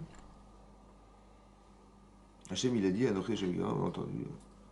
Il y a eu un tremblement de terre, il y avait très... Vous avez compris? Non, on n'a pas reçu la Torah comme ça. Un type, il vient te dire, voilà, j'ai reçu la Torah, une prophétie. Non. On a été témoins, tous témoins. Et c'est pas seulement, dit la Gemara, ceux qui étaient présents, mais toutes les choses étaient présentes. C'est-à-dire qu'on a reçu une Yirat Shamaïm qu'on devrait construire. Ça va? Donc quand on dit ici que c'est à cause des hommes qu'il y a eu le déluge, est-ce que c'est pas à cause des hommes qu'on a pollué la Terre? Bien sûr que oui. À cause de quoi on a pollué la Terre? À cause de quoi? Du profit. Le profit. C'est exactement ce qui s'est passé là. L'intérêt de soi. Est-ce que le type qui va, je sais pas, les Américains par la mondialisation, ils vont produire et vendre à profusion. Mais ils vont polluer la Terre. Hein. D'accord? On dit, mais écoutez, on va changer la méthode. Bon, on va produire autant, évidemment, hein, mais on va changer les méthodes. On va prendre des voitures électriques, on va prendre des essences, on va machin. Est-ce que le problème, il est là? Est-ce que le problème, il est là? Tu dis, on va changer la façon. Est-ce que c'est mécanique, à votre avis? Ou c'est beaucoup plus profond que ça? C'est la façon, parce que je vous explique un truc. À Kadosh Baruch Hu, ça ne lui coûte rien de balayer la pollution. Un coup de vent, c'est terminé. Mais pourquoi il l'a gardé? Pourquoi il l'a gardé? Il l'a gardé parce que c'est le produit de ce qu'on a fait. Faire réfléchir. La Gemara dans Baba Kama d'Afnoun, elle dit là-bas, à Omer, celui qui dit à Akjbrou Vatran, Hachem il est gentil, il est mévater, ça il passe, c'est pas grave, il passe. Il va trop chayav. C'est sa vie qu'on va rendre. Là-bas, tout le monde demande, je comprends pas, mais nous-mêmes, quand nos enfants font des bêtises, bah ça va, on passe, c'est pas grave. Et pourquoi Hachem il tient tête quand même? Pourquoi il tient tête? Il veut pas lâcher. Pourquoi? C'est pas une mida, c'est pas une qualité humaine, autant qu'une qualité divine qui se respecte. Ah, il répond comme ça. Il dit, c'est marqué dans le Zohar, que quand on fait des mitzvot, on entretient des mondes. Et quand on fait des avérotes, on détruit des mondes. De quoi il s'agit? Pour vous donner un exemple. C'est quoi ces mondes-là? De quoi on parle? Il y a dans Rosh Hashanah d'Afubet. La Gemara dit là-bas hein, que quand on a déclenché le déluge, par quel phénomène on a déclenché le déluge? La Gemara dit, mais Forash là-bas. Elle dit qu'il y a 2 étoiles qui se trouvent dans le Mazal Kima, une constellation d'étoiles qui est la queue du bélier. Hachem Natal, il a pris 2 étoiles. En les retirant, il a créé le déluge. La Gemara dit, Shinu Maasem, ils ont changé leur façon d'être sur la terre. Shina Maaseh Bereshit, il a changé la création du monde. Mais vous imaginez qu'en simplement déplaçant, en tirant 2 étoiles, en prenant 2 étoiles, il a déclenché un déluge de 40 jours. Vous avez compris ou pas? Qu'il y a un rapport étroit entre les astres, tout ce qui est astral, et tout ce qui va se répercuter physiquement sur la terre. Quand on dit dans la prière, tous les jours vous dites, vous faites 3 pas en arrière, après la Hamida, qu'est-ce que vous dites? Osé, Shalom, Bimromav, Uberachamav, Yarasi Shalom Alenu, Alkal Moïsraël, Bimromav. Osé Shalom, Bimromav, ça veut dire quoi en français? Il fait la paix, Bimromav, dans les cieux. Marom, c'est les cieux. Osé Shalom, Bimromav, il fait la paix dans les cieux, ou Yarasi Shalom, il fera aussi la paix sur la terre, et sur tout le peuple juif, et on dit Amen. Parce qu'on sait pertinemment qu'il y a la guerre des étoiles. Bah oui, c'est connu. Ouais. Et donc Dieu, il fait la paix dans le ciel, c'est normal. C'est ça ou pas? Oui, oui. Il y a la guerre là-haut. On dit aussi Shalom Bimromav. Ah, il fait la paix dans le ciel. Hein. Ah oui. Mais il n'y a pas la guerre dans le ciel pour qu'il fasse la paix dans le ciel. La guerre dans le ciel. En vérité, le Shalom, c'est pas la paix. Quand on dit ouais, on va faire la paix, non. En vérité, la paix, c'est l'extrapolation de l'ordre. 2 pays en guerre, on dit on va mettre de l'ordre. C'est-à-dire, on dit les agents de l'ordre. Pourquoi? Parce qu'écoutez, on va arrêter de se massacrer, il y a eu tellement de morts, ça suffit. Ouais. L'autre, il va envahir l'un, il veut prendre l'autre, machin. Écoutez, contentez-vous de ce que vous avez. Vous avez simplement, voilà, on va déterminer les territoires, et vous allez signer que vous acceptiez que vos frontières, elles s'arrêtent là. Tu es d'accord? Tu signes? Ok. Toi, tu es d'accord? Tu signes? C'est bon? Qu'est-ce qu'on a fait? On a fait de l'ordre. On a mis de l'ordre. Et quand on a mis de l'ordre, maintenant on est en paix. Donc la paix n'est que l'extrapolation de l'ordre. On sait Shalom, Hachem il a mis de l'ordre là-haut. Parce que s'il y a du désordre, c'est catastrophique. Mais on ne savait pas, nous, que les mondes en vérité étaient suspendus à nos actes. Shinu Maasem. Là-bas, le Nefesh HaChaim, il explique que ça on ne le voit pas. Parce que si tu savais ce que tu détruisais en faisant une avéra, tu t'arrêterais tout de suite. Et si tu savais combien tu arrivais à équilibrer le monde parce que tu fais des mitzvot, ça serait extraordinaire. Alors pour ne pas être influencé par ce que tu vas voir, mais parce que tu décides, alors on ne te le montre pas. Par contre, tu le verras après ta mort, comme ça c'est marqué. Tu verras ce que tu as construit autour de toi et ce que tu as détruit autour de toi. C'est en la mode des mondes. Ça va? Mais ça veut dire que quelque part, ça veut dire quoi? Ça veut dire que l'équilibre de la planète, elle dépend essentiellement d'eux. Ça va? Donc Hachem, il n'a pas de problème de remettre les étoiles. Tu sais quand est-ce qu'elles se remettront les étoiles? Quand tu feras tout ce que tu as cassé, ça se réparera que lorsque tu feras teshuva. C'est pour ça que la teshuva, elle a été créée Ben Hashmashot juste avant la fin de la création du monde. Parce que avant qu'on rentre dans l'espace-temps d'une autre, il y avait la teshuva. La teshuva, c'est inexplicable. Inexplicable. Parce que tu fais teshuva, ça se répare. Tu te repens, tu dis pardon, Hachem, il n'y a pas de problème, je répare. Mais je répare. En vérité, c'est nous qui réparons ce qu'on a brisé. Hachem dit non, non, je laisse comme ça. Et quand on va être victime de ce qui nous arrive, un type il tire un truc et le moment il revient en pleine figure. Pourquoi ça nous revient toujours en pleine figure? Parce que tant que tu vas pas assumer le fait que tu vas devoir assumer tes erreurs, mais quand est-ce que tu vas te rendre compte? Ben, tu vas te rendre compte parce que la réalité, elle se retourne contre toi-même. Donc si tu veux que ça s'arrête, il faut que tu changes. Et c'est que quand tu changeras que les choses elles se répareront. Mais c'est ça qu'Hachem il a dit. Si moi je répare, dit Hachem, elle dit il fera jamais tes chouvins, il ne se remettra jamais en cause. C'est toi qui as cassé, c'est toi qui vas réparer. Comment? En regrettant d'avoir fait, en prenant sur toi de ne pas recommencer. C'est toi qui répares. Or, autrement dit, ça veut dire que tout ce que nous vivons et qui est à l'encontre de la vie humaine, c'est parce que ça a été déclenché par quelque chose qui est une avéra en soi. Mais dans l'avéra, elle ne va pas se répertorier dans ce que j'ai fait, mais dans ce que je suis. Si je suis orgueilleux, si je suis vaniteux, si j'en ai rien à fiche des gens, c'est machin, c'est ça le problème. C'est ça qu'il faut faire. Vous avez compris? C'est pas d'essayer d'aller trouver un vaccin qui va nous sauver, évidemment. Bon, en attendant, mais en vérité, fondamentalement, il faut qu'on arrive à changer. C'est-à-dire quoi changer? C'est-à-dire que ce qui m'incombe, c'est pas seulement ce que je vais gagner à vivre, mais ce que je vais gagner à faire vivre. À faire vivre. C'est marqué ici, vous verrez l'Haftara. C'est marqué, on appelle le déluge, Ménoar, les eaux de Noir. Le déluge s'appelle les eaux de Noé. Mais non. Comme si que Rami voulait dire par là que c'est à cause de Noir. Comment c'est à cause de Noir? Qu'est-ce qu'il a fait de Noir? Et là-bas, on reproche à Noir, encore une fois, de ne pas avoir été comme Abraham. De ne pas avoir été comme Moshe Rabbeinu. Quand Hachem il a dit à Abraham, écoute, je vais détruire Sédom. Il dit, mais attends, mais peut-être il y a 50 Sadikim, il a prié pour que... Mais vous savez qui c'était les gens de Sédom? C'est des gens qui étaient d'une cruauté effroyable. À la suite de quoi? L'Agma, elle explique dans sa lettre, elle dit, parce que cette contrée du monde qui était en fait, qui est la mer morte, c'était Sédom. Mais ils étaient tellement fauteurs que plus rien ne vit là-bas. Ni animal, ni végétal, il n'y a rien. Il n'y a pas de poisson, il n'y a pas d'eau, il n'y a pas de végétation. Vous imaginez le degré de faute qu'ils étaient arrivés à atteindre? C'est ça que vous voyez maintenant. Mais non. Est-ce que vous avez envie de prier pour ces gens-là? Hein?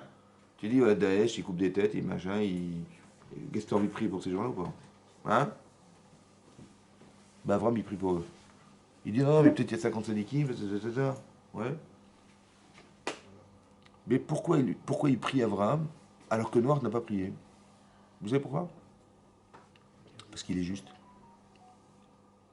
Tzadik. C'est quoi tzadik? C'est quoi juste? Ben si, attends, j'ai été les voir, je leur ai parlé, 120 ans, c'est long quand même. J'ai fait l'arche de Noé, je leur ai montré. Le type il bouge pas. Ben, c'est terminé. Et Hachem il a eu raison de me dire, et puis bon, il a eu raison de détruire. C'est vrai ou pas? Mais non, vous savez ce qui s'est passé? Hachem il dit, écoute mon chéri, tu vas rentrer dans l'arche de Noé. Et tu vas de façon permanente donner à manger à des animaux du matin au soir. La Gemara dit là-bas, en Père Écrélec, elle dit là-bas, que Eliezer, qui était le serviteur d'Abraham, il a demandé à Shem. Il dit, mais comment c'était dans l'âge de Noé?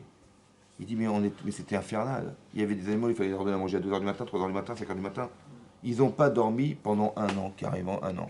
Et une fois, ils ont tardé, c'est marqué dans Rachi, une fois, ils ont tardé à donner à manger au lion. Vaïchaer, Ach Noir, il est resté seul Noir, mais là-bas, la Gemara a expliqué, c'est quoi Ach? Il a été mordu par le lion parce qu'il a négligé le moment où il devait le donner à manger. Il y avait une pression de malade. Pourquoi faire? Pour donner à manger des animaux. Là-bas, la Gemara conclut de là que quand Abraham il a entendu ça, il a dit, mais tu te rends compte que Hachem il a voulu que Noir il donne à manger en permanence, sans s'arrêter pendant 1 an à des animaux. Mais pourquoi Hachem n'a pas fait un miracle? Attendez, c'était miraculeux qu'ils soient tous rentrés dans l'arche de Noé. C'est vrai ou pas? Pourquoi il n'a pas fait en sorte, Hachem, que bon, ils survivent miraculeusement pendant 1 an? Pourquoi on a demandé à Noach de s'occuper, de se faire survivre des animaux en permanence. Pourquoi? Alors il a dit comme ça. Si déjà Kadosh Baruch Hu, il a demandé à Noir pour corriger son problème, de donner à manger à des animaux, pour partager sa vie, ouais, alors moi, je vais nourrir des êtres humains, a fortiori que je vais le faire. C'est de là qu'est venu le chesed d'Abraham. La bonté d'Abraham, elle est venue de là. Du kalvachomer, du raisonnement fortiori qu'il a fait de Noir à travers le fait qu'il nourrit des animaux. Mais imaginez-vous, vous allez nourrir des animaux en permanence. Pendant un an, sans dormir. Pratiquement sans dormir. Donc vous avez développé quoi? La volonté de partager ce que vous avez pour les autres. Vous n'avez pas dormi de la nuit pendant un an. Quand on a ouvert l'arche de Noé, Noach il est sorti. Il a vu ce monde complètement détruit. Il n'a pas retrouvé les rues, il n'a pas retrouvé les gens, il n'a retrouvé aucune végétation, il n'y avait plus rien. La terre était nue, il n'y avait plus rien. Et là il a dit, mais Hachem, tu n'as pas eu pitié de ça? Mais d'où ça lui vient ce sentiment de pitié? Parce qu'il a fait, il a eu pitié des animaux. Vous avez compris pas? Hachem lui a dit, vous savez ce qui est marqué dans le Zohar? Il est marqué là-bas, hein? Il a dit, tu es un roi chatia, tu es un berger fou. C'est maintenant que tu te réveilles. C'est maintenant que tu te réveilles. Mais c'est avant qu'il fallait se réveiller. Il fallait me demander, moi, avant même que je déclenche le déluge, de faire en sorte que je ne déclenche pas le déluge et que ces gens survivent. Comme Avraham Avinu, comme Moshe Rabbeinu. Moshe Rabbeinu, il a dit à Hachem, il a dit, écoute, ils ont fait le Vaudor, écoute, voilà, je vais effacer ce peuple, et je ferai toi, et Sera les Goy Gadol, je ferai toi une nouvelle nation, une grande nation. Il dit, écoute, c'est clair, si tu fais ça, tu m'effaces de ton livre. C'est-à-dire qu'il a donné sa vie pour les autres. Vous avez compris la différence? Vous avez compris ça? Ça veut dire quoi? Ça veut dire quoi, autrement dit? Ça veut dire quoi, donner sa vie pour les autres? Ça veut dire comme ça. Tu vois, il y a des gens, c'est des Réchaïm. Ils font des choses qui sont effroyables. Mais pourquoi ils les font? Parce qu'ils ont une façon de penser, et une logique, et une façon philosophique de penser qui est fausse. Mais dans ta mitzvah, c'est pas de les tuer. Hein. C'est de leur changer leur façon de penser. C'est marqué dans le Passouk, qu'on dit à Rosh Chodesh. Itamu chataim min haaretz. Disparaîtront chataim. Ça veut dire quoi chataim? Les fauteurs. Hein? Chataim. Ou chotim. Il est marqué chataim ou chotim? Chataim. Chataim, c'est les fauteurs ou les fautes? Rabbi Meir, il a compris que c'était les fauteurs. Et l'Agma dans Brachot a dit là-bas qu'un jour il avait un problème avec des voisins qui étaient vraiment des Réchaïm, qui n'arrêtaient pas de l'embêter, franchement. Il a dit, je vais prier pour qu'il meure. Sa femme, elle a dit, mais pourquoi? Il dit, parce qu'ils me font du mal. Ils sont des Réchaïm. Il a dit, mais le pasteur, il dit pas. Il dit, mais Itamu Chataim Minaretz. Ils disparaîtront les fautes de cette terre. Urshaim Odenam. Et les Réchaïm disparaîtront. Il n'y aura plus. Et lui, il a compris, si tu t'élimines les fauteurs, il n'y aura plus de fauteurs, il n'y aura plus de rachat. Il dit, mais c'est pas ça qui est marqué. Il y a marqué Itamu Chataim Minaretz. Disparaîtront les fauteurs. Et là, comme il n'y aura plus de fauteurs, il y aura des tzadikim, il n'y aura plus de fauteurs. C'est ça le pshat. C'est l'explication du verset. Il a dit, il a raison, et il a prié, et ils ont fait tchouva, et il n'avait plus de problème. Mais ça veut dire qu'il faut être en empathie à la souffrance que tu vas voir de voir des gens Réchaïm. Pourquoi? Parce que tu crois qu'Hachem, il t'a demandé de les tuer, ou il t'a demandé de les sauver? T'as compris? Le juge, il va dire, ah, ils ont fait des actes coupables, on les condamne. Ça, c'est le tzaddik. Abraham, c'est pas un tzaddik, il est chassid, ça veut dire quelqu'un qui est de chesed. C'est quoi chesed? La bonté, c'est-à-dire qu'il n'a pas une relation juste avec les gens. Il a une relation de chesed. C'est-à-dire qu'on doit faire quelque chose. Et là-bas, le Zohar, il ramène qu'en vérité, c'est un grand histoire qu'on doit savoir dans la vie. C'est que de demander à Hachem de détruire ce qui existe, c'est logique. Mais de demander à Kadosh Baruch Hu d'avoir pitié gratuitement, pitié de ces gens-là, et qu'Hachem il va avoir pitié, c'est un tel kiddush Hachem, que Hachem il sera grandi par le fait que tu vas voir des Réchaïm qui vont faire teshuva. T'as compris ça? C'est ça qu'on avait demandé à Noach, en fait, qu'il n'a pas compris. On lui a dit, mais fais l'arche de Noé. Mais pourquoi faire? Ben pour leur dire, tu sais quoi, on t'a pas demandé de leur dire, mais tu sais, mais ce que vous faites c'est grave.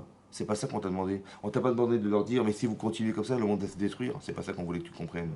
C'est qu'en sachant que ces actes-là étaient destructeurs du monde, comment je vais réfléchir pour arriver à les faire sortir de cette problématique et les amener à penser de façon positive? C'est ça qu'on t'a demandé. On t'a pas demandé d'exécuter les ordres. On t'a demandé d'être choqué par l'ordre. On te dit, mais tu sais quoi, fais l'âge de Noé, et sinon on va détruire le monde. Mais ça devrait te choquer. Comme ça t'a choqué lorsque tu as vu le monde détruit, tu te dis, mais c'est quoi ce monde-là, mais il fallait que tu sois capable de projeter et de voir qu'est-ce qui allait arriver si Hachem avait vraiment détruit le monde. Pourquoi tu es tam et tu t'enfermes dans l'idée que dans le présent, des fois c'est un avantage et un inconvénient. Parce que si tu n'étais pas tam, tu aurais dit, mais attends, mais tu te rends compte de ce qui va se passer, le monde va être détruit, machin, mais ça ne peut pas durer comme ça. Il faut que je m'arrange pour que Hachem, les hommes changent et qu'Hachem il change son décret. Ça veut dire que lui, il a cru peut-être. Quand Hachem dit, écoute, si ça continue comme ça, je vais détruire le monde. Il dit, bah si tu as décidé, qui je suis moi pour te remettre en cause? Je ne vais quand même pas te proposer quelque chose que tu ne savais pas. Je suis qu'un humain. Il a dit, bah écoute, je vais faire ce que tu m'as dit. Non, c'est pas ça qu'il voulait Hachem. Hachem, il n'a pas dit ça, il a dit ça. Il a dit, écoutez bien ce qu'il a dit. Il a dit ça. Tel que dans l'état dans lequel se trouvent les hommes, je détruirai. Mais si toi, tu as la faculté à les changer, je ne détruirai pas. C'est ça qu'il lui dit Hachem. Alors que lui, il avait cru, écoute, si ça continue comme ça, je vais détruire le monde. Et lui, ça a forcé en leur disant, mais il va détruire le monde. C'est pas ça qu'on t'a demandé. C'est pas ça la Torah. Ça, c'est la Torah de Noach. La Torah d'Abraham, c'est pas celle-là. C'est-à-dire que de toute façon, il faut que le monde change. Comme si qu'il avait utilisé la Torah pour permettre aux gens de changer. Vous avez compris ce qui se passe? Les gens ont changé. Grâce à la Torah. Et vous allez vous rendre compte dans le monde. Quand vous circulez dans le monde, vous allez vous rendre compte que vous avez des magnifiques synagogues à Rome. Vous avez des magnifiques synagogues à Budapest. Vous avez des magnifiques synagogues à Venise. Vous avez des magnifiques synagogues partout. Il y a des synagogues extraordinaires. Et bizarrement, il n'y a plus de juifs. Comment c'est possible? Comment c'est possible? À Venise, c'est plus rien. Alors que c'était un ghetto extraordinaire. À Budapest, il y a une synagogue, mais elle est d'une beauté. À Rome, c'est un monument, c'est fantastique. Et ils sont où les juifs? Vous avez compris? Vous avez compris qu'on ne se construit pas dans la synagogue, on se construit dans la Torah. Pas pareil. Là où il y a de la Torah, les gens changent. Là où il n'y a pas de Torah, ça disparaît. Pourquoi? Parce que tu veux dire quoi ton fils? Bah va à la synagogue, tu veux pourquoi faire? Mais oui, quoi. Ah, il faut respecter la synagogue, mais pourquoi faire? Ils n'ont pas de réponse, les gens. Mais il faut expliquer en quoi c'est nécessaire d'étudier, en quoi tu as la chance d'être juif, en quoi tu as la chance de pouvoir faire que... Vous avez compris ce qui est marqué là? C'est des trésors, ça, c'est des trésors, ça. Mais c'est ça la valeur, c'est ça la force de la Torah. Hachem nous a donné une Torah de Tavlin, une Torah de remède. Tu comprends? Le problème, il n'est pas économique. Le problème, il n'est pas trouver des solutions à des problématiques qu'on ne sait même pas gérer. Puisque de toute façon, on en est victime. La pollution, ben voilà, c'est arrivé. Le corona, c'est arrivé. En vérité, c'est provoqué, vous comprenez que c'est provoqué. Mais en vérité, pourquoi faire? Là, pour se faire réfléchir. C'est comme je me dit, bah, écoute, je vais détruire le monde, vas-y, qu'est-ce que tu fais? Prépare-toi une arche de Noé. Mais c'est pas ça que je voulais que tu comprennes. C'est qu'on arrive à changer les mentalités. La pollution n'est que le reflet de l'égoïsme humain. L'exploitation de l'homme. Il y a des gens qui se plaignent, ils n'ont même pas de quoi manger.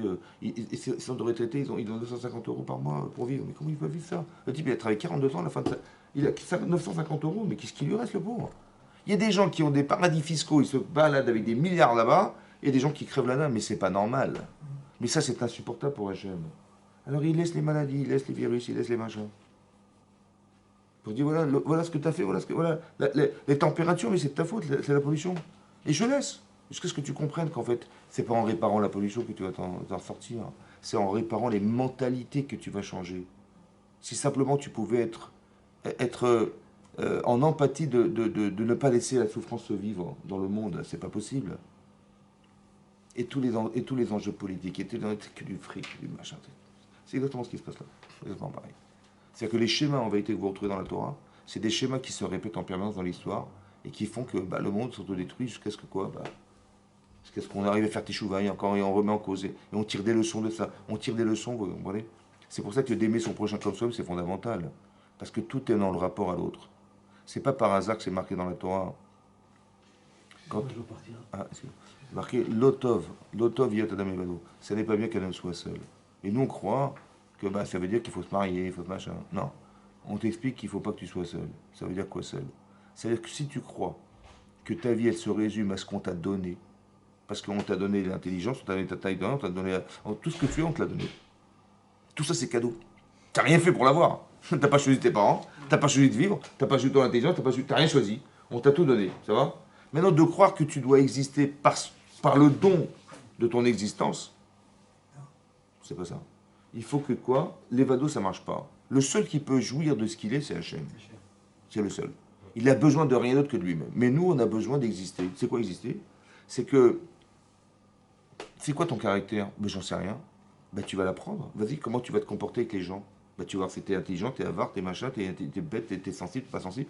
Tu ne pourras jamais te comprendre et te connaître s'il n'y a pas l'autre. C'est impossible. Oui.